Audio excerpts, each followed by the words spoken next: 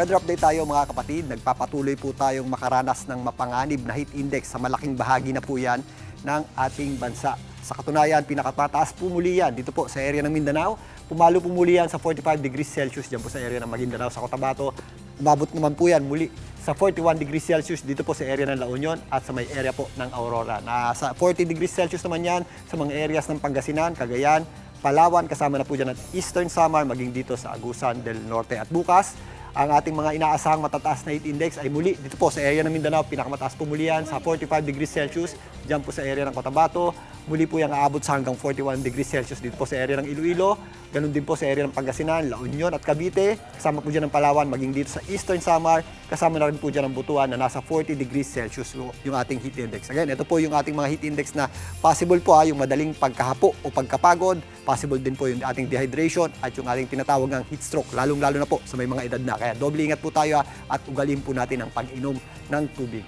Dito naman po sa Metro Manila, magpapatuloy din po ang mainit at malinsangang panahon, lalong-lalo na sa tanghali. Yung ating heat index po ay naglalaro sa 37 to 39 degrees Celsius. Pagsapit ng hapon, nagiging maulap naman po yung ating panahon at medyo mababa rin po yung ating tsansa ng pagulan. At maliban po sa matinding init ng panahon, mag-ingat din po tayo dahil yung epekto po ng sunog sa nabotas ay nagkakaroon po tayo ng haze o nagiging madumi po yung ating hangin. Kaya sa mga lalabas ng bahay, ugaliin po natin magsuot ng face mask para makaiwas po tayo sa mga respiratory illnesses o yung mga sakit na nakukuha sa paglanghap ng maduming hangin.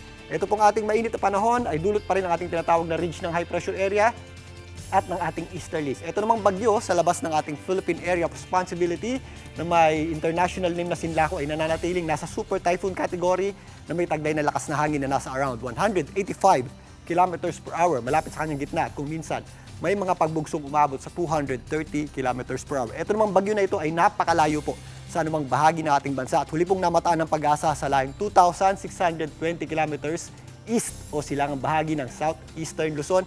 Ito po ay hindi na natin inaasahang pumasok pa sa loob ng ating Philippine Area of Responsibility.